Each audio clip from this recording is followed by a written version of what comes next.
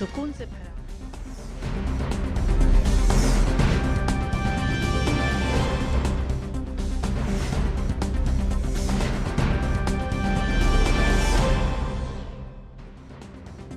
नमस्कार, स्वागत है आप सभी का टीवी न्यूज पर। आप देख रहे हैं मिड डे प्राइम। मैं हूं ऋतु वर्मा। अगले 1 घंटे में हम बात करेंगे देश भर की बड़ी खबरों की। बताएंगे कि दुनिया भर में कौन कौन सी खबरों पर है सबकी नजर, क्या चल रहा है खेल और अर्थ जगत में, और कुछ झलकियां फिल्म, कला और संस्कृति के क्षेत्र से। लेकिन सबसे पहले बड़ी खबरें। पश्चिम बंगाल की ममता सरकार को बड़ा झटका। 23,000 से अधिक शिक्षकों की भर्ती को कोलकाता हाईकोर्ट ने किया रद्द। सभी शिक्षकों को 4 हफ्तों में वेतन वापस करने का निर्देश। कर्नाटक में नेहा हिरेमठ की दर्दनाक हत्या के मामले में रोष व्याप्त। भाजपा ने घटना के विरोध में कर्नाटक में जगह जगह किया विरोध।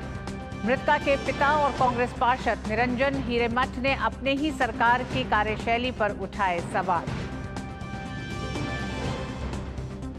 दूसरे चरण के लिए चुनाव प्रचार चरम पर। प्रधानमंत्री नरेंद्र मोदी की आज उत्तर प्रदेश के अलीगढ़ में होगी चुनावी रैली। कांग्रेस अध्यक्ष मल्लिकार्जुन खड़गे कर्नाटक में, तो बसपा प्रमुख मायावती बुलंदशहर और नोएडा की सभाओं में देंगी दिखाई। रक्षा मंत्री राजनाथ सिंह सियाचिन के दौरे पर। दुनिया के सबसे ऊंचे युद्ध क्षेत्र में तैनात सैनिकों से की मुलाकात। कहा, दिवाली का पहला दिया, होली का पहला रंग भारत के रक्षकों के नाम होना चाहिए।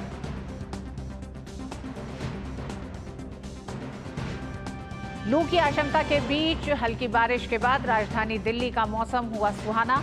वहीं देश के पूर्वी क्षेत्रों में अगले 5 दिन तक भीषण गर्मी के आसार।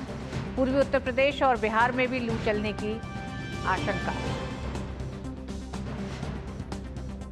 और भारत के डी गुकेश ने जीता कैंडिडेट्स शतरंज टूर्नामेंट। 17 वर्षीय गुकेश इस टूर्नामेंट को जीतने वाले सबसे युवा खिलाड़ी।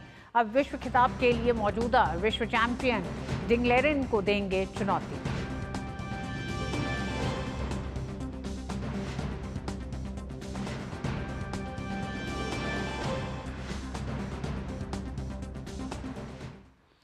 और पश्चिम बंगाल शिक्षक भर्ती घोटाले मामले में सोमवार को कोलकाता हाईकोर्ट ने बड़ा फैसला सुनाया है। अदालत ने अवैध रूप से प्राप्त सभी नौकरियां रद्द कर दी हैं। कोलकाता हाईकोर्ट की खंडपीठ ने यह फैसला सुनाया है। अदालत ने सख्ती बरतते हुए कहा है कि जो लोग लंबे समय से अवैध तरीके से काम कर रहे हैं, उन्हें 4 हफ्ते के भीतर ब्याज समेत वेतन लौटाना होगा। इसके तहत 23,000 से ज्यादा नौकरियां रद्द कर दी गई हैं। उन्हें 2016 के पैनल में नौकरी मिली थी। पैनल का कार्यकाल खत्म होने के बाद जिन लोगों को नौकरी मिली है, उन्हें भुगतान करना होगा। वहीं सीबीआई इस मामले में जांच रखेगी, जिसमें सीबीआई किसी को भी गिरफ्तार कर सकती है।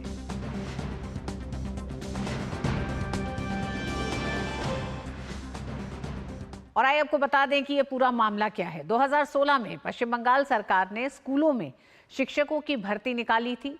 ये भर्ती सरकारी स्कूलों के लिए थी, जिसके जरिए माध्यमिक और उच्चतर माध्यमिक स्कूलों के लिए शिक्षकों का चयन होना था। इस भर्ती में अनियमितता के आरोप लगे और मामला हाईकोर्ट तक पहुंच गया था। इस मामले में घोटाले को लेकर कई याचिकाएं दायर की गईं और कोर्ट ने सभी पर एक साथ सुनवाई की है, जिसका फैसला आज आया है। कोलकाता हाईकोर्ट के आदेश पर सीबीआई ने पूरे मामले की जांच की और पश्चिम बंगाल के पूर्व शिक्षा मंत्री पार्थ चैटर्जी को गिरफ्तार किया। पार्थ चैटर्जी की गिरफ्तारी के बाद पूर्व शिक्षा मंत्री की करीबी सहयोगी अर्पिता मुखर्जी के कोलकाता स्थित आवास से ईडी को करीब 21 करोड़ रुपए नगद और 1 करोड़ रुपए से अधिक के आभूषण मिले थे। इसके अलावा इस पूरे मामले में जो जांच हुई, उसके तहत पश्चिम बंगाल स्कूल सेवा आयोग के कुछ पदाधिकारियों को भी गिरफ्तार किया गया है। और इस पूरी खबर पर हमारे साथ जुड़ गए हैं प्रसेनजीत बख्शी।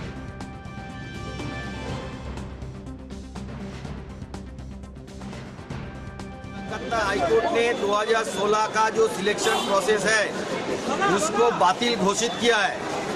कलकत्ता हाईकोर्ट का जज justice Debangshu Basak and justice Sabbar Rashidi का बेंच 2016 का जो group C, group D, 9, 10, 11, 12 school service commission का जो परीक्षा हुआ था, नौकरी का रिक्रूटमेंट हुआ था, उसका पूरा कैंसिल किया है।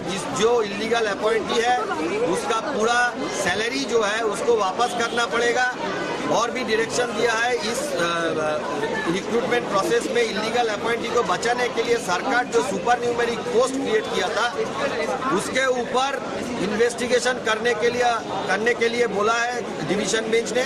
और ये भी बोला है डिवीजन बेंच कि उसमें जाए कोई भी आदमी को कस्टोडियल इंटरोगेशन के लिए सीबीआई ले सकता है। और प्रसन्नजीत हमारे साथ इस खबर के साथ जुड़ गए हैं सीधे कोलकाता से। प्रसन्नजीत, बड़ा झटका सिर्फ पश्चिम बंगाल सरकार के लिए नहीं बल्कि इस नियुक्ति में जितने तमाम अध्यापक नियुक्त हुए और साथ ही साथ एक तरह से पूरे पश्चिम बंगाल की आम जनता के लिए बहुत बड़ा झटका ये पूरा फैसला।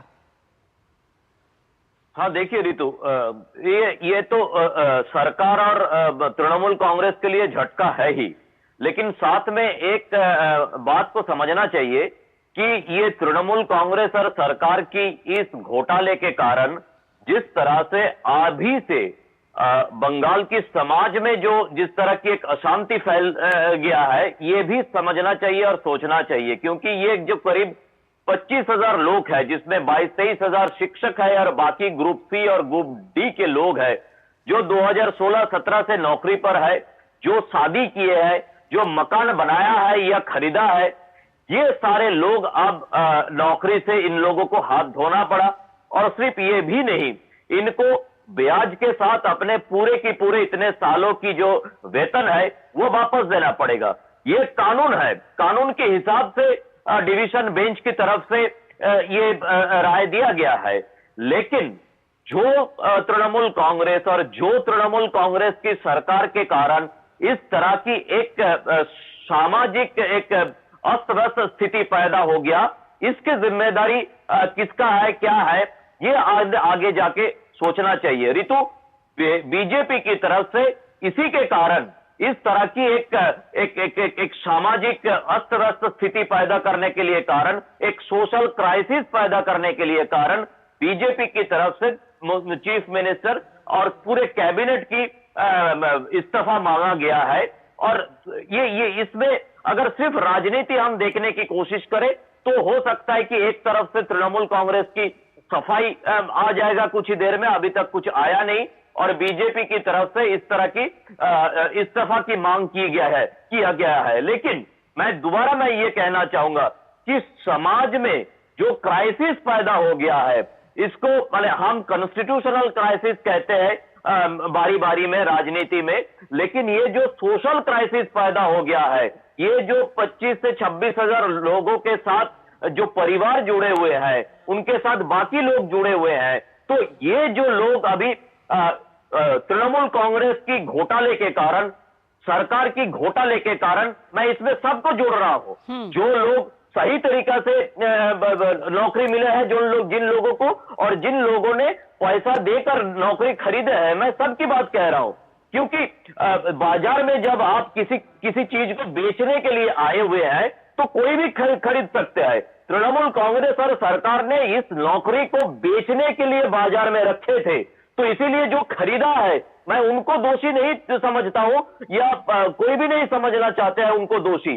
जो बेचने के लिए आया है, दोषी तो उनको समझना चाहिए, क्योंकि उनके कारण इस तरह से ये लोग अब ऐसी स्थिति में पड़ गए हैं कि इनको इतने सालों की तनख्वाह ब्याज के साथ वापस करना पड़ेगा, और इनका आगे जाके क्या होगा किसी को पता नहीं। रीतू, प्रसन्नजीत, हम ये मानते हैं कि पश्चिम बंगाल में तमाम ऐसे इस तरह के घोटाले के मामले सामने आए हैं, लेकिन हाईकोर्ट का इस तरह का फैसला ये एक लंबे समय के बाद किसी ऐसे घोटाले पे आया है, जो घोटाला सीधे सीधे सामाजिक तौर पर, जो आप कह रहे हैं कि एक सामाजिक असुरक्षा कहें, सामाजिक अव्यवस्था कहें, जो आज इस मामले से उत्पन्न हो गई है। लेकिन पिछले कुछ समय से जिस तरह से कोर्ट में मामला था और इस पूरे मामले को लेकर जांच एजेंसियां आगे बढ़ रही थी, क्या आपको लगता है कि लोगों को अंदेशा था कि इस तरह का एक खतरा आ सकता है कुछ दिनों में सामने?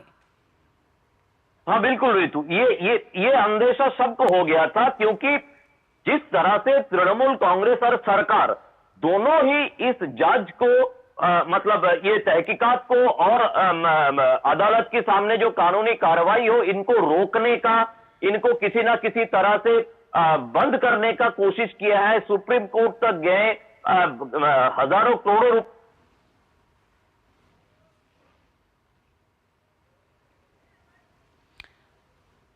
प्रसन्नजीत, आपकी आवाज हम तक नहीं पहुंच रही। अगर आप थोड़ा सा अपनी आवाज को दुरुस्त कर लें, अगर आप अपनी आवाज को थोड़ा सा दुरुस्त कर लें, क्योंकि मामला इतना गंभीर है कि इसमें हम चाहेंगे कि आपसे थोड़ी चर्चा करें।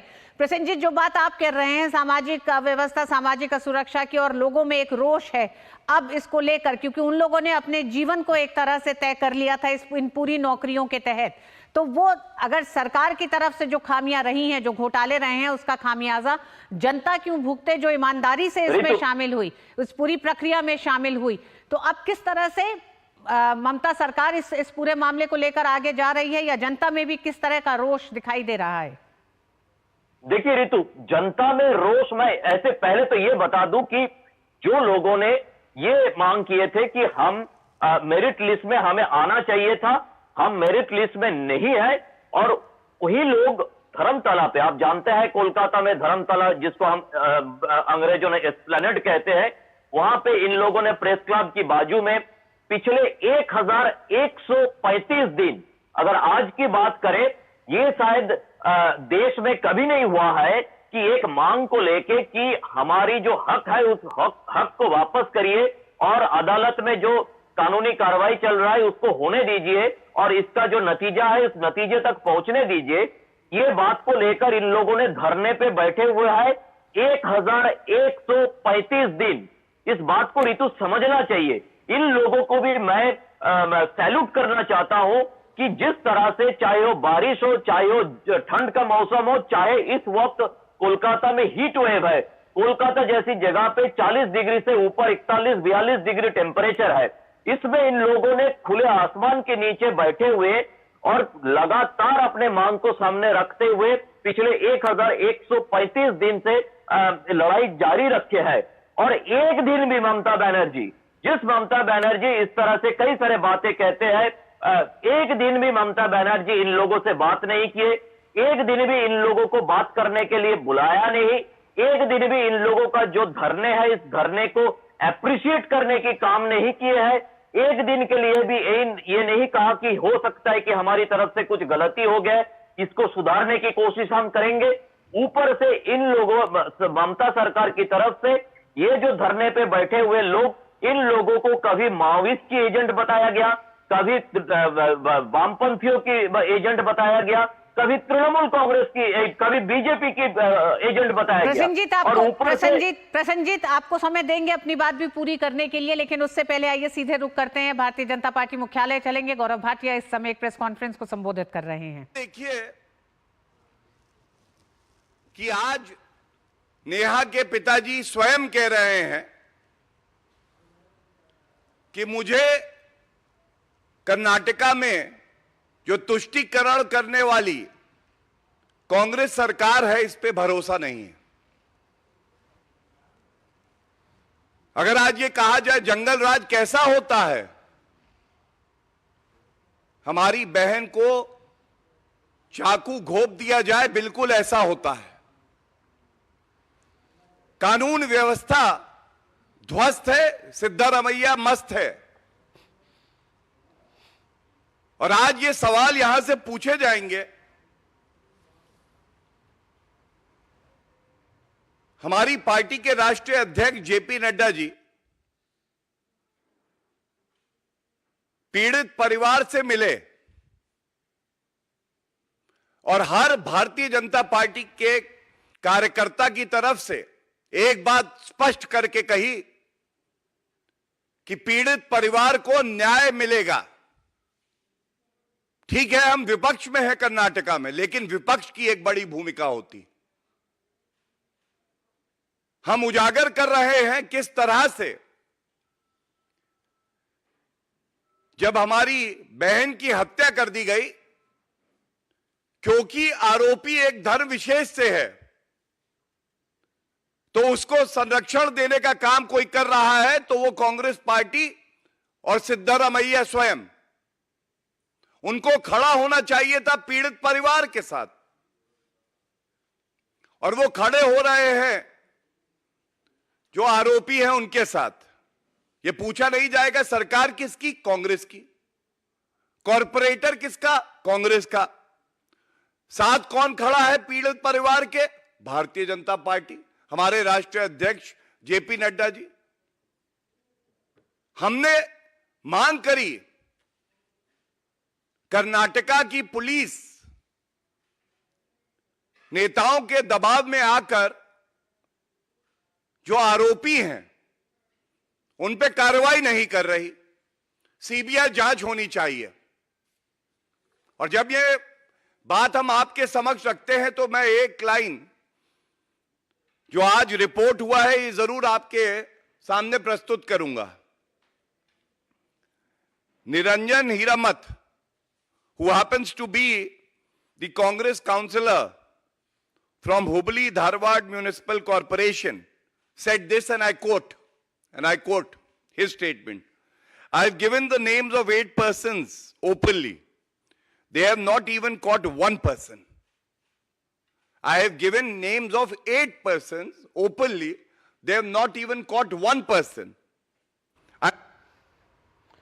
तो ये आप देख रहे थे भारतीय जनता पार्टी की प्रेस कॉन्फ्रेंस, और ये प्रेस कॉन्फ्रेंस केंद्रित थी कर्नाटक के हुबली स्थित बीवीबी कॉलेज कैंपस में 18 अप्रैल को कांग्रेस पार्षद निरंजन हिरेमठ की 23 साल की बेटी नेहा हिरेमठ की चाकू मारकर हत्या कर दी गई थी। और इसी कॉलेज का ड्रॉप आउट एक लड़का है फैयाज, जिसने ये 7 वार चाकू के किए हैं। नेहा कांग्रेस के पार्षद की बेटी है और भारतीय जनता पार्टी का कहना है कि कांग्रेस सरकार वोट बैंक की राजनीति, तुष्टीकरण की राजनीति के तहत इस पूरे मामले पर आगे कार्रवाई नहीं कर रही है। तो कई आरोप उन्होंने कर्नाटक सरकार पर लगाए हैं। आइए, कर्नाटक के हुबली में एक कॉलेज परिसर में कर्नाटक कांग्रेस के पार्षद की बेटी की हत्या के बाद पूरे राज्य में राजनीतिक हलचल तेज हो गई है। राज्य में विरोध प्रदर्शन तेज हो गया है। भारतीय जनता पार्टी ने इस मामले में मैसूर में विरोध प्रदर्शन किया और सभी आरोपियों को गिरफ्तार करने की मांग की है। भाजपा के कार्यकर्ताओं ने कई जिलों में विरोध प्रदर्शन किया और बेलगाम तथा हुबली में सांकेतिक बंद भी किया। अंजुमन इस्लाम सोशल ऑर्गेनाइजेशन ने धारवाड़ में नेहा हत्याकांड मामले में प्रदर्शन किया और इसी मामले से जुड़े कर्नाटक के हुबली के कॉलेज परिसर में हुई नेहा की हत्या पर हुबली धारवाड़ नगर निगम के कांग्रेस पार्षद और नेहा के पिता निरंजन हिरेमठ ने कहा है कि कर्नाटक पुलिस नेहा की हत्या के मामले में गंभीर नहीं है और इसलिए मैं सीबीआई जांच चाहता हूं। मुझे कर्नाटक की कांग्रेस सरकार पर कोई भरोसा नहीं है। तो षड्यंत्र कर रहे हैं, 8 लोगों का इन्वॉल्वमेंट, मेरे को खुला नाम भी दिया मैंने, एक आदमी को भी सिंगल नहीं पकड़ा। मेरा केस उसको उल्टा करने का देख रहे हैं, तो इसके लिए मैं चाहता हूं या आपसे नहीं होता है तो सीबीआई को दो। मैं किसको मांग करना? आज देश का राष्ट्रीय अध्यक्ष है, फिर यहाँ काम नहीं हुआ तो ऊपर तो पूछना है ना। मैंने पुलिस के ऊपर भरोसा करके नहीं है। जो इस केस में यहाँ पे जो कमिश्नर है एक लेडी है, इस केस में लेडी होते के नारायण, एक लेडी का, एक लड़की का उसको मर्डर होता है, सीरियस नहीं लेती हो। और इस पूरी खबर पर और जानकारी के लिए हमारे साथ बेंगलुरु से जुड़ गई है आयशा खानम। आयशा, कांग्रेस पार्षद की बेटी और वो खुद इस पे एक तरह से पूरी सरकार पर एक बड़ा इल्जाम लगा रहे हैं कि सरकार गंभीर नहीं है और उनके पास कोई विकल्प नहीं बचा कि वो गए और भारतीय जनता पार्टी के राष्ट्रीय अध्यक्ष जेपी नड्डा से उन्होंने इस पूरे मामले पर बातचीत की है। यानी कि असहाय एक कांग्रेस का खुद का पार्षद कर्नाटक की कांग्रेस सरकार के आगे अपनी बेटी के लिए न्याय मांगते हुए। जी हाँ, बिल्कुल। नेहा के पिता ये साफ कह रहे हैं कि उन्हें न्याय नहीं मिल रहा है क्योंकि उन्होंने इस हत्याकांड के पीछे करीब 8 लोगों का और नाम दिया है। देखिए, ये कॉर्पोरेटर हैं, ये पार्षद रह चुके हैं और उन्हें पता है कि फयाज के साथ कौन कौन और लोग थे और ये किस तरह की साजिश रची गई थी कि दिन दहाड़े कॉलेज कैंपस में नेहा की हत्या हो गई। तो ऐसे में एक पिता बेबस नजर आ रहा है और दूसरी तरफ कांग्रेस अब अपने आप को बचाने के लिए ये कह रही है कि ये आपसी मामला था दोनों के बीच में, जबकि बीजेपी कह रही है कि ये एक लव जिहाद का मामला है क्योंकि कर्नाटक में लगातार इस तरह के कई मामले सामने आ रहे हैं। नेहा के बाद एक और मामला सामने आया है बेलगाम में। यहाँ पर भी ठीक इसी तरह का कि एक महिला को जबरदस्ती कन्वर्ट कराया गया और वो भी मुद्दा जो है उसे बीजेपी उठा रही है। तो जाहिर सी बात है कर्नाटक में कहीं ना कहीं कानून व्यवस्था पूरी तरह से ठप होती हुई नजर आ रही है। पिछले 6 महीने से अगर हम देखें तो कर्नाटक में इस तरह के करीब 6 और हत्याएं हुई हैं। महिलाएं, खासकर महिलाओं की हत्या। एक महिला की हत्या बेंगलोर में हुई थी, एक पार्क में दिन दहाड़े, जहां पर वो अपने पति से अलग होकर उससे आखिरी बार मिलने आई थी, तो उसके पति ने उसकी हत्या कर दी। तो इस तरह से दिन दहाड़े हत्या हो रही है। 6 हत्या अभी तक हुई हैं, लेकिन कर्नाटक सरकार इसे आपसी मामला, पर्सनल इश्यू बताते हुए एक आरोपी को गिरफ्तार करती है और फिर वो आरोपी बेल पर छूट जाता है। तो ऐसे में नेहा हत्याकांड जो है ये कर्नाटक में अब पूरी तरह से राजनीतिक समीकरण भी बदल कर रख दिया है और कर्नाटक में महिलाओं की सुरक्षा को लेकर काफी गंभीर सवाल उठ रहे हैं और हर कोई यही चाहता है कि नेहा के हत्याकांड के पीछे मौजूद और जो दूसरे आरोपी हैं जिनका नाम नेहा के पिता ने पुलिस को दिया है, उन्हें जल्द से जल्द गिरफ्तार किया जाए और फयाज को कड़ी से कड़ी सजा दी जाए। आयशा, जो इल्जाम अभी तक भारतीय जनता पार्टी पे लगते रहे हैं बैंगलोर की राजनीति को भी लेकर कि वो तुष्टीकरण की एक तरह से की राजनीति का आरोप कांग्रेस पर लगाते रहे हैं, लव जिहाद का नाम लेती रही है भारतीय जनता पार्टी, लेकिन ये दोनों ही बातें आज खुद अगर कांग्रेस का एक पार्षद अपने ही साथ घटी एक घटना के लिए कर रहा है तो ये किस तरह के सवाल पूरी कर्नाटक सरकार पे उठा रही है। आखिर कर्नाटक सरकार चाहे इस मामले में फैयाज को बचाने के पीछे का मकसद क्या है? क्या कहीं ना कहीं कर्नाटक सरकार इस समय अपनी पूरी सोच को लेकर भी घेरे में दिखाई दे रही है? जी हाँ, बिल्कुल साफ नजर आता है जिस तरह से कर्नाटक के गृह मंत्री का बयान सामने आया कि पर्सनल मामला है। मुख्यमंत्री सिद्धरामैया ने कहा कि ये लव जिहाद का मामला नहीं है और जब बीजेपी ये आरोप लगाती है तो मुख्यमंत्री इस आरोप का जवाब में कहते हैं कि ये बीजेपी इस पर राजनीति कर रही है। अभी अभी मेरी बात डीके शिव कुमार से हुई तो उनका ये कहना था कि ये बीजेपी इस पूरे मामले का राजनीतिकरण कर रही है। तो ऐसे में साफ नजर आता है कि कर्नाटक सरकार के पास इस पूरे मामले को लेकर कोई जवाब नहीं है। कर्नाटक सरकार लगातार डावाडोल करने की कोशिश कर रही है कि फयाज के साथ मौजूद जो दूसरे आरोपी हैं उन्हें अभी तक गिरफ्तार क्यों नहीं किया गया। जाहिर सी बात है इन तमाम लोगों को गिरफ्तार करने के बाद जो साजिश थी कि फयाज ने आखिर ये इस तरह की हत्या को अंजाम क्यों दिया, ये तमाम बातें सामने आएंगी, लेकिन अभी तक इन लोगों को गिरफ्तार नहीं किया गया। महज फयाज की गिरफ्तारी हो गई है और पूरे कर्नाटक में, पूरे राज्य में आक्रोश है, गुस्सा है कि कर्नाटक सरकार इस मामले को इतना हल्के से ले रही है। एक कॉलेज छात्रा का दिन दहाड़े हत्या हो जाना, कर्नाटक सरकार इसे एक मामूली क्राइम बताकर तमाम नेता जो हैं अपने आप आज प्रचार में जुटे हुए हैं और अभी तक कांग्रेस की तरफ से कोई नेता जो है नेहा हिरेमठ के घर नहीं पहुंचा, जबकि कर्नाटक की एक मंत्री लक्ष्मी हेब्बालकर बेलगाम से हैं, उन्होंने उनके घर जाकर उनसे मिली थी और आश्वासन दिया था कि उन्हें न्याय मिलेगा। लेकिन कर्नाटक के कई आला नेता अभी तक नेहा के परिवार के लोगों को कंडोलेंस ऑफर करने के लिए नहीं पहुंचे हैं। तो जाहिर है कर्नाटक सरकार इसे एक आम क्राइम, एक रोजमर्रा की क्राइम के स्टैटिस्टिक्स में डाल देना चाहती है और अपने चुनाव प्रचार में व्यस्त है। लेकिन बीजेपी ये पूरा मामला जिसे कर्नाटक सरकार को घेरे हुए है और जाहिर है आने वाले दिनों में सरकार को इसका जवाब देना होगा। बिल्कुल आयशा, ये इस पूरे मामले को कर्नाटक सरकार अगर एक मामूली लॉ एंड ऑर्डर और क्राइम का मामला मानती है तो एक बार हम चाहेंगे कि आप भी बताएं, क्योंकि हम जानते हैं नेहा MCA की फर्स्ट ईयर की स्टूडेंट थी।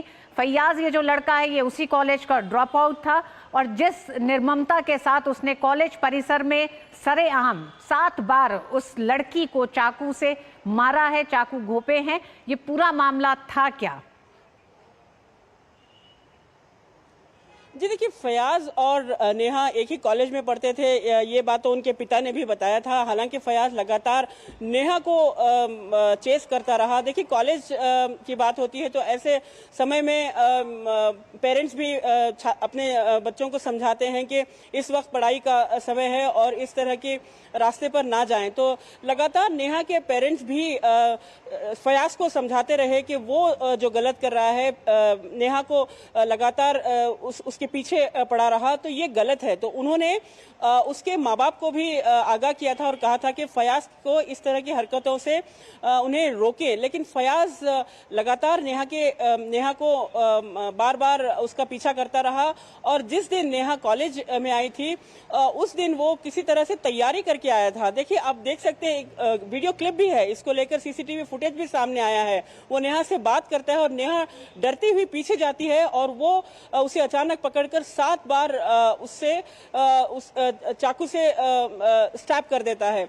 तो ये जो पूरा मामला था कॉलेज में शुरू हुआ था, जबकि फयाज ड्रॉप आउट हो चुका था और नेहा अपनी पढ़ाई आगे बढ़ा रही थी और नेहा के कई सपने थे। नेहा आगे चलकर अपनी पढ़ाई पूरी करना चाहती थी, उसके पिता उसे विदेश भेजना चाहते थे और नेहा इस वक्त फयाज जैसे लड़कों के चंगुल में नहीं फंसना चाहती थी। तो उसने ये साफ कर दिया था कि फयाज उसके पीछे ना आए। तो ऐसे में फयाज ने अपना जो रिजेक्शन है, जो एक रिजेक्शन जिस तरह से उसने महसूस किया, तो जाहिर है उसने वो पूरा गुस्सा नेहा पर उतार दिया और उसको और उसकी जान ले ली। तो ये इस तरह की ये जो हत्या हुई है सबके लिए काफी हैरान करने वाली कहा कि हत्या लोगों है। में रोष है, कैंपस में लड़कियों और महिलाओं में असुरक्षा की भावना है। अगर को एजुकेशन कॉलेज में लड़कियों की सुरक्षा नहीं है तो लड़कियां किस तरह से अपनी पढ़ाई आगे करें और किस तरह से वो सुरक्षित हैं।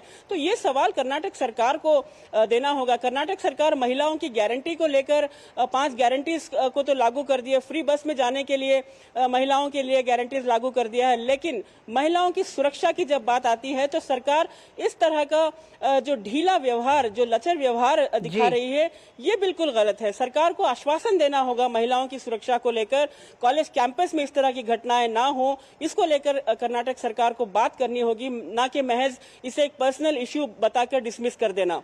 आयशा, गैर जिम्मेदाराना रवैया कर्नाटक सरकार का, क्या आपको लगता है जिस तरह से आपने कहा कि महिलाओं और लड़कियों में असुरक्षा की भावना इस समय सबसे ज्यादा है, तो फयाज जैसे लड़के और जिस सोच के साथ वो नेहा जैसी लड़कियों को अगर फंसाते हैं या उन पर दबाव डालते हैं किसी भी चीज के लिए, अगर कर्नाटक सरकार नहीं एक्शन लेती है तो समाज में खुलेआम अगर इस तरह की सोच के लड़के इस तरह से हमला करके लड़कियों पर अगर वार करेंगे तो ये बड़ी चिंता का विषय है इस समय। जी हाँ, बिल्कुल। देखिए, हाल ही में कर्नाटक सरकार के सामने इस तरह का केस पहले भी सामने आया था। उडुपी में एक एयर हॉस्टेस लड़की थी जिस पर एक लड़के ने हमला कर दिया क्योंकि उसने भी उसका प्रपोजल रिजेक्ट कर दिया था। तो क्या महिलाओं को ना कहने का अधिकार नहीं है कर्नाटक में? ये सबसे बड़ा सवाल उठता है ऋतु, कि जहां जहां लड़कियां इस तरह के चंगुल में नहीं फंसना चाहती और वो ना कह देती हैं तो उनकी हत्या कर दी जाती है। तो कर्नाटक सरकार भी है आयशा, जब इस तरह के तत्वों को अगर सरकारें नहीं रोकेंगी, अगर उन पे शिकंजा नहीं कसा जाएगा, अगर उनको किए की सजा तुरंत नहीं दी जाएगी, जैसे कि कर्नाटक सरकार मौजूदा इस पूरे प्रकरण में लगातार, जो नेहा के पिता हैं उनका कहना है कि फयाज को गिरफ्तार किया है लेकिन अन्य आरोपी अभी भी फरार और खुलेआम घूम रहे हैं, जिन्होंने इस पूरे एक तरह से जघन्य कांड को अंजाम दिया है, तब तक वो लोग अपने आप को, तमाम लड़कियां सुरक्षित नहीं महसूस करेंगी। बहुत बहुत धन्यवाद आयशा पूरी जानकारी के लिए इस मामले पर। और मिडडे प्राइम में वक्त एक छोटे से ब्रेक का है, आप देखते रहिए डीडी न्यूज।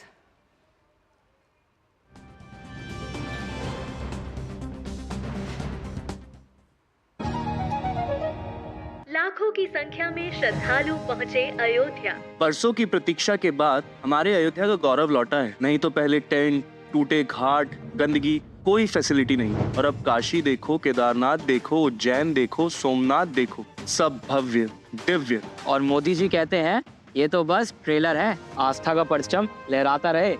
ये है मोदी की गारंटी, इसलिए हमारा पहला वोट मोदी को। ये है हमारी भी गारंटी। कमल का बटन दबाएं, भाजपा को जिताएं।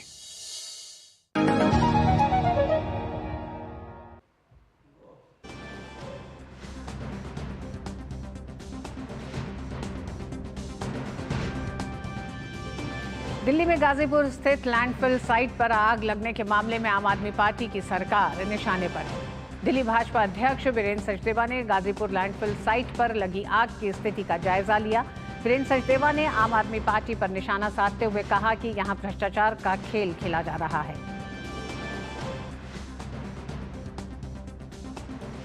यहाँ के आसपास जितने लोग रहते हैं उनके लिए नारकीय जीवन कर दिया इन लोगों ने। दिसंबर 2023 का वादा किया अरविंद केजरीवाल ने कि मैं इस पहाड़ों को खत्म कर दूंगा, दिल्ली के पहाड़ों को। क्या हुआ उस वादे का? सिर्फ कोरी घोषणाएं, जमीन पे काम नहीं है। मशीनें जितनी लगी हैं आधी खराब है, जो मुझे जानकारी मिली है। लेकिन आम आदमी पार्टी की सरकार को इससे कोई लेना देना नहीं है। उनका काम है सिर्फ भ्रष्टाचार करना, और इसमें भी कूड़े उठाने में भी बहुत बड़ा भ्रष्टाचार है, ऐसी जानकारी हमें मिली है। दिल्ली की मेयर शैली ओबेरॉय ने गाजीपुर लैंडफिल साइट का दौरा किया। शैली ओबेरॉय ने कहा कि मुझे जैसे ही आग का पता चला, मैंने तमाम अधिकारियों को स्थिति का जायजा लेने के निर्देश दिए। शैली ओबेरॉय ने कहा कि स्थिति अब पहले से बेहतर है। कल शाम को जैसे ही मुझे मालूम हुआ कि यहाँ पर आग लग गई है, मैं दिल्ली में नहीं थी, और जैसे ही पता लगा मैंने तमाम अधिकारियों को निर्देश दिए कि आकर जायजा लें। धन्यवाद करना चाहूंगी तमाम अधिकारियों का। कल शाम से आज रात सुबह तक पूरी रात वो लोग इस मौके पर रहे, और आप देख सकते हैं पहले से स्थिति बेहतर है। और कल मेरी गैर मौजूदगी में जो डिप्टी मेयर मोहम्मद आले इकबाल जी हैं, उन्होंने भी आकर जायजा लिया। साथ ही यहाँ के विधायक कुलदीप कुमार जी हैं, इन्होंने भी जायजा लिया, आज भी हमारे साथ में हैं। और आप देख सकते हैं हमने 10 से 12 एक्सकवेटर्स लगाए हैं। और इस खबर पर हमारे साथ जुड़ गई हैं सुरेश शर्मा। कहा यह जा रहा है, दिल्ली मेयर का कहना है कि अब स्थिति बेहतर है।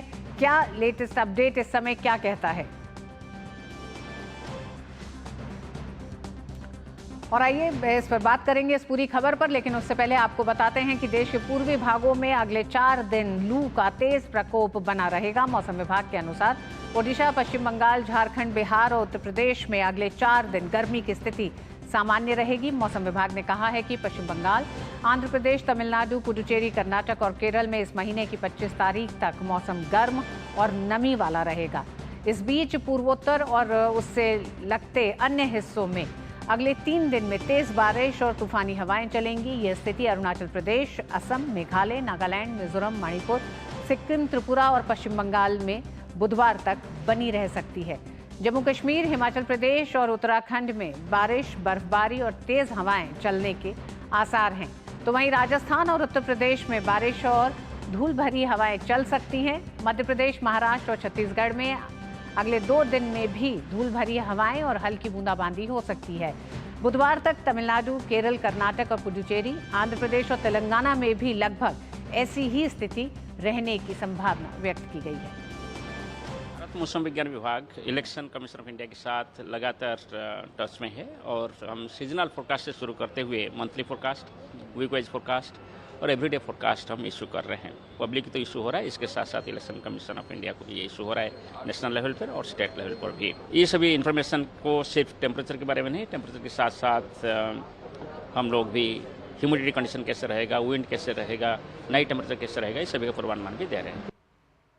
और तापस हमारे साथ जुड़ गए हैं देश भर के मौसम के बारे में बताने के लिए, और खासकर जिस तरह से तापस आज दिल्ली में कुछ बूंदाबांदी हुई, हल्का मौसम बेहतर हुआ है, लेकिन संकेत मौसम विभाग कुछ बहुत अच्छे बेहतर के मौसम के दे नहीं रहे। दिल्ली अगर एनसीआर की बात करें तो यहाँ पे लगातार जो वेस्टर्न डिस्टर्बेंस चल रहा है, तो उसके चलते हमें देख पा रहे हैं कि यहाँ पे जो गर्मी है उस हिसाब से नहीं जा रही है। हीट वेव कंडीशन जो पूरे अलग खासतौर से जो ईस्टर्न पार्ट ऑफ इंडिया यानी कि पूर्वोत्तर जो आपके है बंगाल, उड़ीसा आसपास के इलाके में, वहाँ पे ऐसे हैं वैसे नहीं है, क्योंकि वो वेस्टर्न डिस्टर्बेंस लगातार चला जा रहा है। अगर हम बात करें दिल्ली एनसीआर की, तो अगले 2-3 दिन ऐसी ही वेदर रहने की उम्मीद है। उसके बाद जैसे वेस्टर्न डिस्टर्बेंस का इम्पैक्ट खत्म होगा, तब हम एक्सपेक्ट करेंगे कि यहाँ पे भी गर्मियाँ उतनी बढ़ेगी। लेकिन अगर सबसे ज्यादा जो इस वक्त गर्मी का प्रकोप चल रहा है, हीट वेव कंडीशन जिसे कहते हैं, वो चल रहा है, वो है उड़ीसा और बंगाल में। अगर हम बंगाल की बात करें तो बंगाल में करीब 17 अप्रैल से ये हीट वेव कंडीशन चल रहा है, और उड़ीसा में ये 15 अप्रैल से चला। तो एक्सपेक्ट कर रहे हैं कि बंगाल में अगले 1-2 दिन थोड़ा राहत मिलने की उम्मीद है और उड़ीसा में भी 1-2 दिन होगी, लेकिन उसके बावजूद उसके बाद से फिर यही टेम्परेचर पिकअप करने की उम्मीद है। करीब 40 से 42 डिग्री तक का एवरेज इस वक्त देखने को मिल रहा है। और अगर मैं बताऊं आपको कि कल रेड अलर्ट जारी किया गया था बंगाल में, और झारखंड के बाहर गोरा करके एक जगह वहां पे 46 डिग्री टेम्परेचर मापा गया। उड़ीसा का बाड़ीपाड़ा करके एक जगह वहां पे 44.6 डिग्री वहां पे नापा गया। और बांकुड़ा बंगाल में एक जगह वहां पे भी करीब 44.5 डिग्री सेल्सियस टेम्परेचर नापा गया। तो ये जो पूरी जो ईस्टर्न पार्ट है वहां पे हमें लगातार ये हीट वेव कंडीशन देख पा रहे हैं। उसके अलावा ये बताया जा रहा है कि जो सेंट्रल जो कर्नाटका है वहां पे जो कोस्टल एरिया है रायलसीमा और उसके आसपास का जो इलाका है पुदुचेरी, कराईकल, साउथ का मध्य प्रदेश, ये जो जगह है यहाँ पे भी हमें देखने को मिलेगा गर्मी का ये जो प्रकोप है ये लगातार देखने को मिलेगा। तो गर्मी उसके साथ साथ जो ह्यूमिडिटी है वो इन जगहों पे ज्यादा देखने को मिलेगी, लेकिन जो हीट वेव कंडीशन है वो इस वक्त सबसे ज्यादा बंगाल और उड़ीसा में देखने को मिल रहा है। जी तापस, गर्मी का प्रकोप जारी रहेगा। बहुत बहुत धन्यवाद तापस पूरी जानकारी के लिए। और आइए अब बात करते हैं गाजीपुर लैंडफिल में जिस तरह से आग लगी उसके बाद से भारतीय जनता पार्टी आम आदमी सरकार पर भी हमलावर है, लेकिन बड़ी बात यह है कि उस आग के लगने के बाद से आम जनता को जो परेशानियां हो रही हैं वो इन सब मामलों से ज्यादा बड़ी हैं। इस पर बात करने के लिए सुरेश शर्मा हमारे साथ जुड़ गई हैं। सुरेश, सबसे पहले तो ये जानना चाहेंगे कि क्या अभी का अपडेट क्या है, क्योंकि लगातार जो कहा जा रहा था कि आसपास रहने वाले लोगों को सबसे ज्यादा दिक्कत उस आग से हो रही है। अभी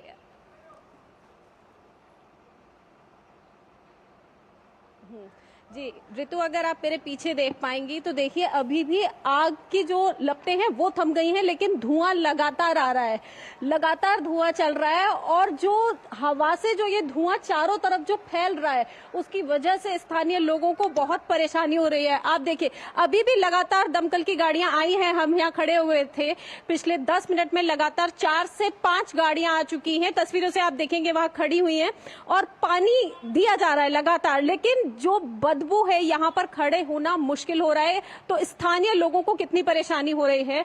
और अगर देखा जाए तो कहीं ना कहीं दिल्ली हमेशा से ही पर्यावरण और ये कहना चाहिए प्रदूषण से ग्रसित रहती है, और उस पर इस कूड़े के पहाड़ में आग लग जाने से अगर कहें तो ये सोने पे सुहागे का काम किया है। यहाँ पर लोगों को स्किन डिसीज हो रही है। हमने यहाँ पर स्थानीय लोगों से बात की, उनका कहना है कि हर साल ये गर्मी, जैसे ही गर्मी का मौसम आता है ये परेशानी शुरू हो जाती है, कूड़े के पहाड़ में आग लगनी ही होती है। और इससे हमें जो बीमारियां हो रही हैं, लोगों को अस्थमा हो रहा है, सांस की परेशानी हो रही है, और इस पर लगातार आप देख रहे हैं जो हमारे पीछे भी लगातार प्रतिक्रिया है, ट्रक आ रहे हैं और दमकल की गाड़ियां आ रही हैं, और जो धुआं है जो हमारे आसपास आप देख पा रहे हैं, सांस लेने में स्थानीय लोगों को बहुत परेशानी हो रही है।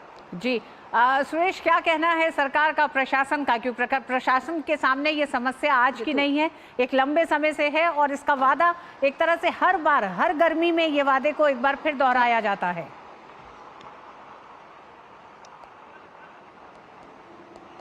बिल्कुल, अगर हम ऋतु बात करें तो आम आदमी पार्टी ने ये कहा था कि 2023 दिसंबर तक ये पहाड़ जो है ये खत्म कर दिए जाएंगे, और यही बात आज सुबह दिल्ली प्रदेश अध्यक्ष वीरेंद्र सचदेवा भी यहाँ आए थे और उन्होंने ये कहा है कि इसकी जांच करानी चाहिए, क्योंकि एक दूसरे पर छींटाकशी हो रही है ऋतु। और साथ ही उन्होंने एक बहुत बड़ा वादा भी किया यहाँ खड़े होकर कि यदि दिल्ली में बीजेपी सरकार आती है तो 1 साल में ये तीनों कूड़े के पहाड़ खत्म कर दिए जाएंगे।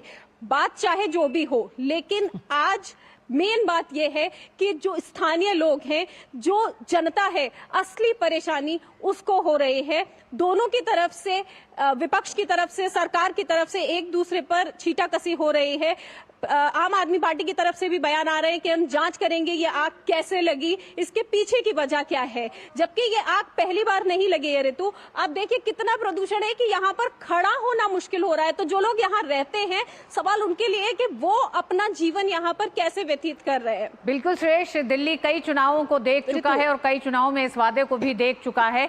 उम्मीद करते हैं कि आज की जो स्थिति बनी है और लोगों में जो एक तरह से नाराजगी और गुस्सा है, और इस पूरे एक तरह से गाजीपुर के कूड़े से उठते गंदे धुएं की मार को झेल रही है आम जनता, वो आगे किस तरह से करती है और सरकार इस पर आगे कैसे बढ़ती है, देखने का विषय होगा। बहुत बहुत धन्यवाद अभी तक की जानकारी के लिए। और मिड डे प्राइम में वक्त एक छोटे से ब्रेक का है, खबरें अभी और भी हैं, देखते रहिए डीडी।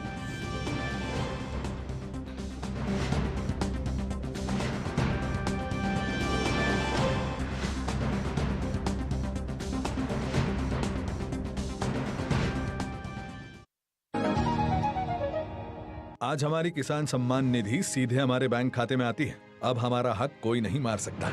नहीं तो पहले फसल बिचौलिए कौड़ियों के भाव ले जाते थे, लेकिन अब बीज से बाजार तक साथ खड़े हैं मोदी जी। बड़ा फसल बीमा, किसान credit card, soil health card, सबसे ज्यादा फसलों पर एमएसपी, हर खेत को पानी, नैनो यूरिया, अब ड्रोन की भी तैयारी। लेकिन फिर भी मोदी जी कहते हैं ये तो बस ट्रेलर है। किसान कल्याण की गारंटी मोदी जी की और उन्हें जिताना ये है हमारी भी गारंटी। कमल का बटन दबाएं, भाजपा को जिताएं।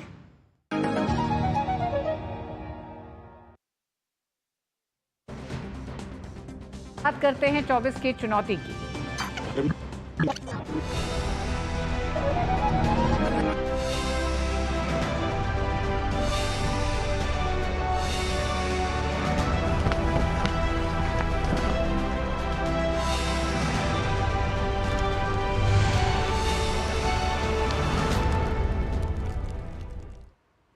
लोकसभा चुनाव के दूसरे चरण को लेकर सभी दलों का चुनाव प्रचार अभियान जोर शोर से जारी है। अपनी पार्टी के प्रत्याशियों के पक्ष में माहौल बनाने के लिए भाजपा के दिग्गज नेता आज भी चुनाव प्रचार में दम लगाएंगे। भाजपा के स्टार प्रचारक और प्रधानमंत्री नरेंद्र मोदी आज उत्तर प्रदेश के अलीगढ़ के नुमाइश मैदान में चुनाव प्रचार करेंगे। लोकसभा चुनाव के दूसरे चरण में अलीगढ़ में 26 अप्रैल को मतदान होगा। उत्तर प्रदेश के मुख्यमंत्री योगी आदित्यनाथ ने फतेहपुर सीकरी में जनसभा को संबोधित किया। इस मौके पर उन्होंने मोदी सरकार में हो रहे विकास कार्यों के बारे में बात की। उनका कहना था कि अयोध्या और काशी ने अपने लक्ष्यों को प्राप्त कर लिया है, अब ब्रजभूमि की बारी है। ब्रजभूमि का भी अब नंबर आने वाला है।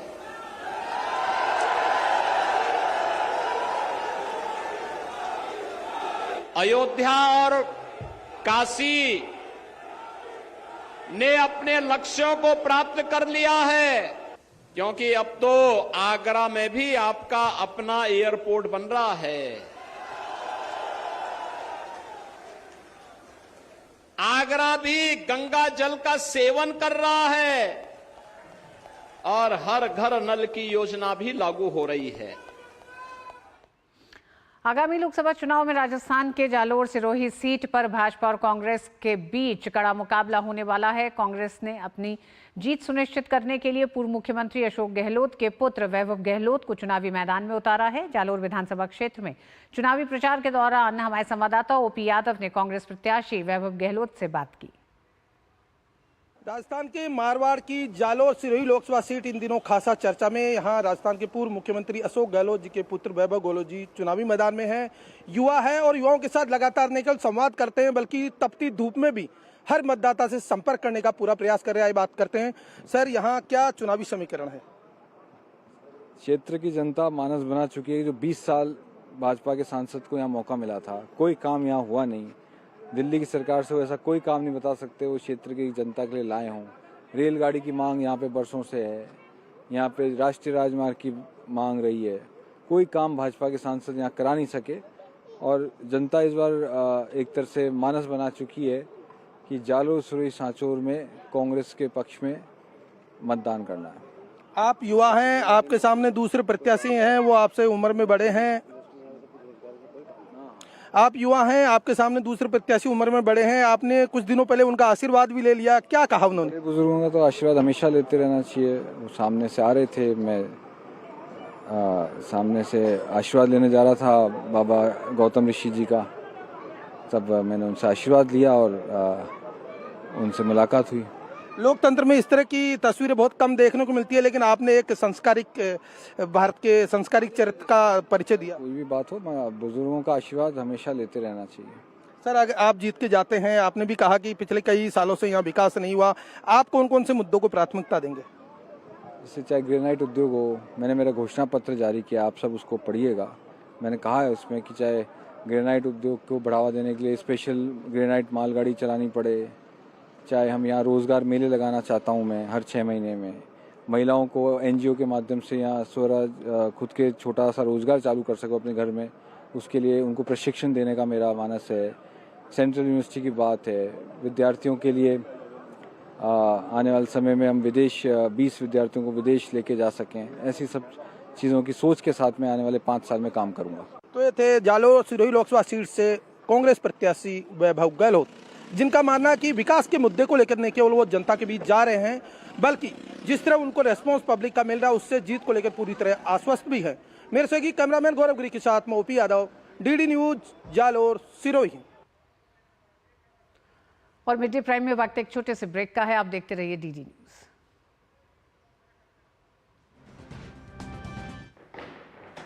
तब घर में अगर कोई बीमार पड़ जाए ना तो इलाज के लिए घर बिक जाता था, पीढ़ियां कर्ज में डूब जाती थी। और आज तो अस्पताल के खर्चे की फिक्र नहीं सताती। और याद है जब 60 साल में सिर्फ 7 एम्स बने थे, वहीं 10 साल में 16 नए बन गए। और फिर भी मोदी जी कहते हैं ये तो बस ट्रेलर है। करोड़ों लोगों को 5 लाख तक का मुफ्त इलाज मिला है। ये है मोदी की गारंटी। तो फिर हमने भी सोच लिया, फिर एक बार मोदी सरकार। और ये है हमारी भी गारंटी। कमल का बटन दबाएं, भाजपा को जिताएं।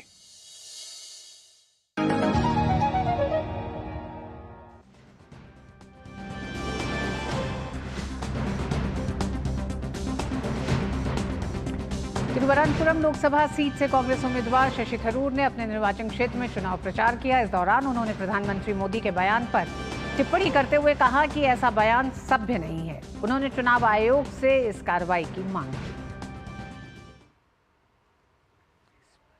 I'm sorry, this is a very disgraceful speech made by the Prime Minister. But you know, the fact is that people realize that when he says the Congress party is going to take all your wealth and give it to the Muslims, that this is just a nakedly communal appeal which normally any civilized election commission would disallow and warn the candidate for speaking like this. It's simply not decent, number one. Number two, it has never happened. The Congress party is constantly accused by Mr. Modi of having ruled the country for 65 years. Have we taken away people's wealth and given it to the Muslim community? What nonsense is this talk? How can the Prime Minister, a man I respect as the Prime Minister of India, how could he talk like this? I'm truly disappointed. रक्षा मंत्री राजनाथ सिंह लद्दाख दौरे पर है। रक्षा मंत्री ने Siachen base camp में युद्ध स्मारक पर सैनिकों को पुष्पांजलि अर्पित की। रक्षा मंत्री राजनाथ सिंह ने सियाचिन ग्लेशियर के कुमार पोस्ट पर तैनात सशस्त्र बल के जवानों से भी मुलाकात की। उन्होंने सैनिकों का हौसला बढ़ाया और देश की रक्षा में तैनात रहने पर उनकी सराहना की।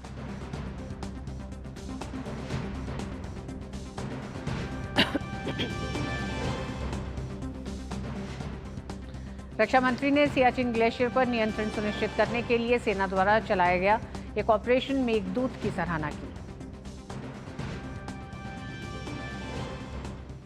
साथियों, यह एक सुखद संयोग है कि अभी पिछली 13 अप्रैल को ऑपरेशन मेघदूत के 40 साल पूरे हुए हैं और 13 अप्रैल 1984 के दिन भारतीय सेना ने एक ऐसा सैन्य अभियान चलाया जिसकी मिसाल आज दुनिया में दी जाती है। ऑपरेशन मेघदूत भारतीय सैन्य इतिहास का एक ऐसा स्वर्णिम अध्याय है जो बीते 4 दशक से एक एक भारतीय को रोमांचित कर रहा है। सियाचिन में चला ऑपरेशन मेघदूत की सफलता हम सभी भारतीयों के लिए मैं मानता हूं कि एक गौरव का यह विषय है।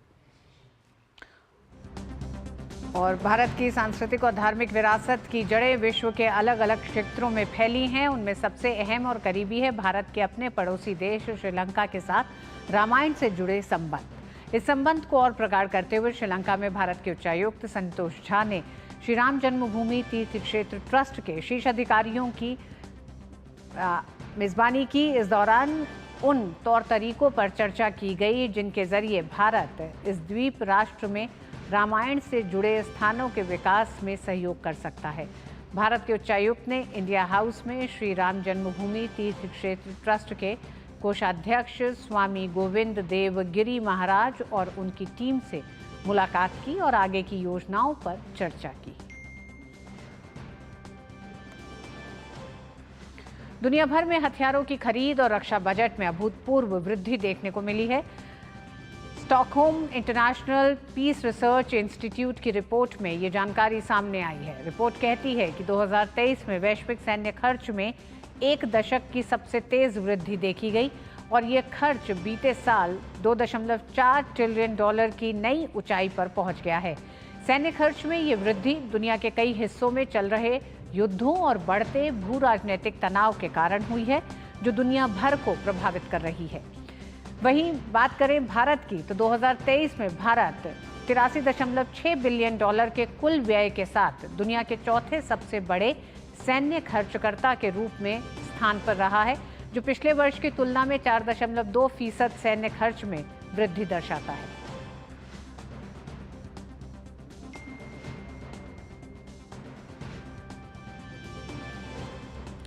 और आइए खेल की खबरों में देखते हैं। भारत के डी गुकेश ने कैंडिडेट शतरंज टूर्नामेंट जीत लिया है।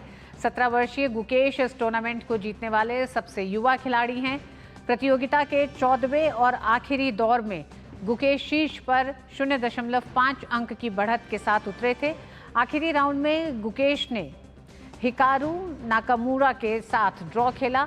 वहीं खिताब के अन्य दो दावेदार इयन नेपुमनियाची और फेबियानो कैरुआना के बीच खेला गया मैच भी ड्रॉ रहा। इस तरह गुकेश खिताब जीतने में सफल रहे। गुकेश विश्वनाथन आनंद के बाद कैंडिडेट्स जीतने वाले दूसरे भारतीय खिलाड़ी हैं। अब गुकेश विश्व खिताब के लिए मौजूदा विश्व चैंपियन डिंग लेरेन को चुनौती देंगे। अगर गुकेश विश्व चैंपियनशिप में लेरेन को मात देने में कामयाब रहते हैं तो वो सबसे युवा विश्व शतरंज चैंपियन बन जाएंगे। इससे पहले गैरी कास्परोव और मैग्नस कार्लसन 22 साल की उम्र में विश्व चैंपियन बने थे। भारत के डी गुकेश ने कैंडिडेट शतरंज टूर्नामेंट जीत लिया है। 17 वर्षीय गुकेश इस टूर्नामेंट को जीतने वाले सबसे युवा खिलाड़ी हैं। गुकेश विश्वनाथन आनंद के बाद कैंडिडेट से जीतने वाले दूसरे भारतीय खिलाड़ी हैं। अब गुकेश विश्व खिताब के लिए मौजूदा विश्व चैंपियन डिंग लेरेन को चुनौती देंगे। एक नजर डालते हैं डी गुकेश की उपलब्धियों पर। 29 मई 2006 को चेन्नई में जन्मे डी गुकेश ने 7 साल की आयु में शतरंज खेलना शुरू किया। डी गुकेश ने 15 जनवरी 2019 को 12 साल 7 महीने और 17 दिन की आयु में ग्रैंड मास्टर का तमगा हासिल किया। ग्रैंड मास्टर का खिताब हासिल करने वाले वे तीसरे सबसे युवा खिलाड़ी हैं। सितंबर 2022 में गुकेश पहली बार 2700 की रेटिंग तक पहुंचे थे। वे 2700 की रेटिंग हासिल करने वाले तीसरे सबसे युवा खिलाड़ी हैं। डी गुकेश अगस्त 2023 में 2750 की रेटिंग तक पहुंचे। वे 2750 की रेटिंग तक पहुंचने वाले सबसे युवा खिलाड़ी बने। अक्टूबर 2022 में गुकेश ने मैग्नस कार्लसन को मात दी थी। विश्व चैंपियन बनने के बाद से कार्लसन को हराने वाले गुकेश सबसे युवा खिलाड़ी बने। गुकेश ने 2023 के शतरंज विश्व कप के क्वार्टर फाइनल तक पहुंचने में कामयाबी हासिल की। उन्हें क्वार्टर फाइनल में मैग्नस कार्लसन के खिलाफ हार का सामना करना पड़ा था। सितंबर 2023 की रेटिंग में गुकेश ने विश्वनाथन आनंद को पीछे छोड़ दिया था। गुकेश ने 37 साल में पहली बार आनंद को हटाकर शीर्ष भारतीय शतरंज खिलाड़ी होने का गौरव हासिल किया। दिसंबर 2023 में गुकेश ने 2024 के कैंडिडेट्स टूर्नामेंट के लिए क्वालिफाई किया। गुकेश कैंडिडेट्स टूर्नामेंट के लिए क्वालिफाई करने वाले तीसरे सबसे युवा खिलाड़ी बने। अब डी गुकेश ने 17 साल की उम्र में कैंडिडेट्स शतरंज टूर्नामेंट जीत लिया है और वे इस प्रतिष्ठित टूर्नामेंट को जीतने वाले सबसे युवा खिलाड़ी बन गए हैं। कैंडिडेट्स जीतने के बाद अब गुकेश विश्व खिताब के लिए मौजूदा विश्व चैंपियन डिंग लेरेन को चुनौती देंगे। अगर गुकेश विश्व चैंपियनशिप में लेरेन को मात देने में कामयाब रहते हैं तो वे सबसे युवा विश्व शतरंज चैंपियन बन जाएंगे। इससे पहले गैरी कास्परोव और मैग्नस कार्लसन 22 साल की उम्र में विश्व चैंपियन बने थे। Sports desk, DD news. और लोकसभा चुनाव में सभी राजनीतिक पार्टियां जोरों पर प्रचार कर रही हैं और सीधे आपको लिए चलते हैं कर्नाटक। कांग्रेस अध्यक्ष मल्लिकार्जुन खड़गे एक रैली को संबोधित कर रहे हैं।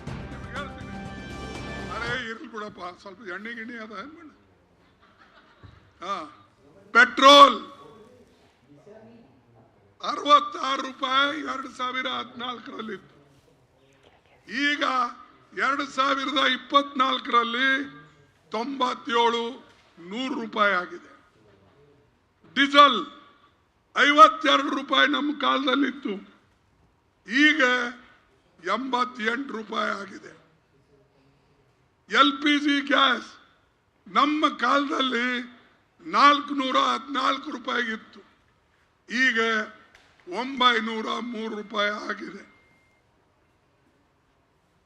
ಹಿಟ್ಟು ಮೈದಾ 440 ರೂಪಾಯಿ ಇತ್ತು, ಇಲ್ಲ ಸಾರಿ 210 ರೂಪಾಯಿ ಇತ್ತು ನಮ್ಮ ಕಾಲದಲ್ಲಿ, ಈಗ 447 ರೂಪಾಯಿ ಆಗಿದೆ. ಅದೇ ರೀತಿಯಾಗಿ ಹಾಲಿನ ಬೆಲೆ ಈಗ 66ಕ್ಕಿಂತ ಮೇಲ್ಪಟ್ಟಿದೆ. ಅದೇ ರೀತಿಯಾಗಿ ಮಸ್ಟರ್ಡ್ ಆಯಿಲ್ ಎಣ್ಣೆ ಅದ್ರ ಬೆಲೆ 52 ಇತ್ತು ಲೀಟರ್, ಈಗ 150 ಆಗಿದೆ. ತೊಗರಿ ಬೇಳೆ 80 ರೂಪಾಯಿ ಇತ್ತು ನಮ್ಮ ಕಾಲದಲ್ಲಿ, ಈಗ 180. कांग्रेस अध्यक्ष मल्लिकार्जुन खड़गे ने अपनी इस रैली से पेट्रोल, डीजल और एलपीजी गैस का जिक्र किया। वो महंगाई पर ही केंद्र सरकार पर हमलावर है। तो ये थी मिड डे प्राइम की आज बड़ी खबरें। डी न्यूज़ पे खबरें जारी रहेंगी। मुझे दीजिए अनुमति। नमस्कार।